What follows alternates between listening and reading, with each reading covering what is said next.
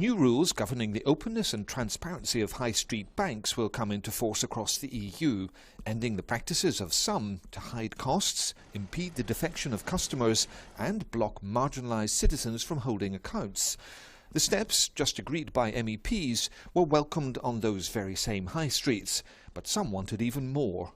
Il y a longtemps qu'ils auraient dû le faire, donc c'est une chose à faire aujourd'hui. On en a besoin pour l'accessibilité, pour la facilité, pour la liberté. On peut toujours faire mieux, on peut toujours aider le consommateur en réduisant les taux d'intérêt, en réduisant les charges, les agios, ce genre de choses. Mais après, il faut voir la viabilité d'une banque, sa structure. C'est une question un peu compliquée. For MEPs, this is about modernisation and transparency, making the bank's often over-elaborate and confusing fee tariffs crystal clear. It becomes much more transparent for consumers to compare prices on bank accounts. That's first and foremost.